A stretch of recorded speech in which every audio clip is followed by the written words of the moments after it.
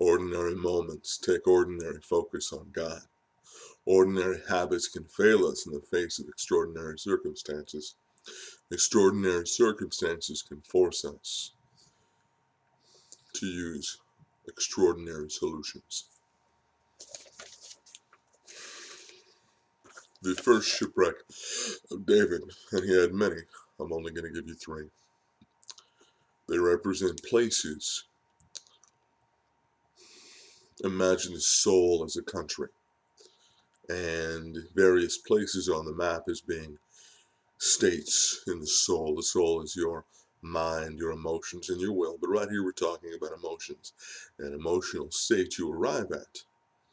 Now, to be human is to be all over that map throughout your life.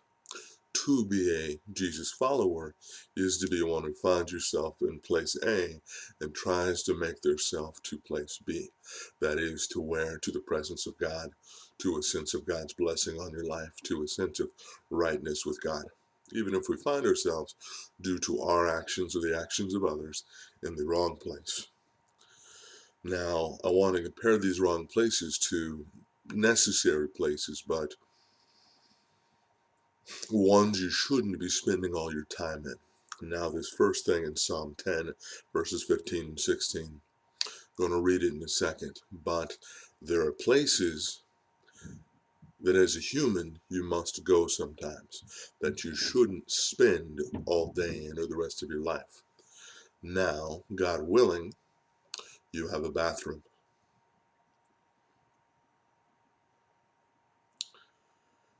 It is necessary and normal for you to go in there for a few minutes whenever it is necessary.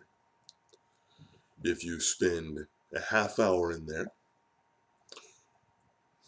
you may be ill, you may have taken a very long shower, and you've run through the hot water.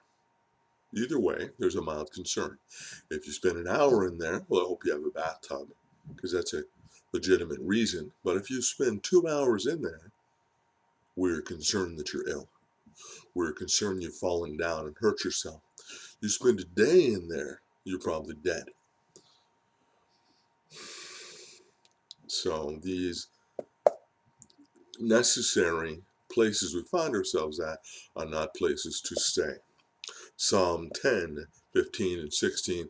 This is David with an emotion in a place on his soul map that is really ugly.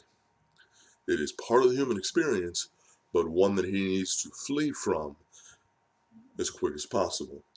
Break thou the arm of the wicked and the evil man. Seek out his wickedness until you find none. The Lord is king forever. The heathen are perished out of his land. David, the man after God's own heart, is praying that people would be dismembered, that people would be decimated. He's praying for the injury and the genocide of the enemies of God. Now, if you're real honest, you've felt that before. And when you've come out of it, you've thought, wow, that wasn't my finest hour. That wasn't my best set of thinking, my best set of feeling. That wasn't the best use of my will. But he's there, and he's at a spot on the map of the soul called revenge. And in that moment, he is full of rage and violence and desire to hurt people, desire to see God hurt people. Now, if you want to see people saved, your desire is not to see that God hurt them. Your desire is that the gospel would be impressed upon their heart and they would come to God because of God's love, because of God's mercy. And I mean, imagine if you're David and you'd verbalize those things. You know, I hope that God breaks your arms. Hope that God kills you and your family.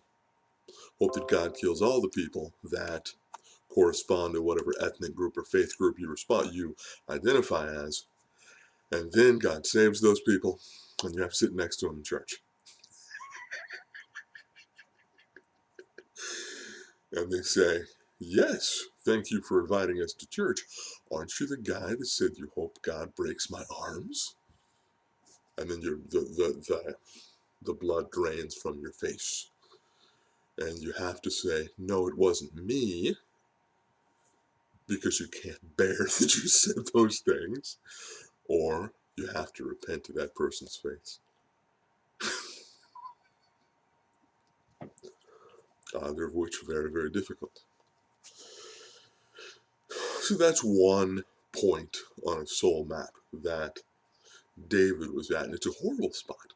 I mean, hope you don't mind the analogy, but I mean, it's like needing to remove waste products from our body. It's something you want to do for 5 or 10 minutes and get out of there. You don't want to live in that experience. You don't want to stay there. But imagine, just like this is, a route from point A to point B and you're stranded,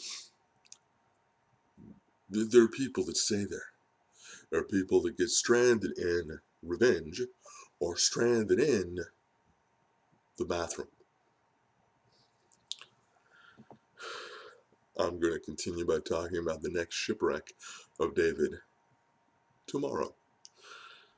Have a great day. Please, if I have blessed you, encouraged you, or made you laugh, and really it's not me, it's me drawing out the humor that's already there, please like and subscribe.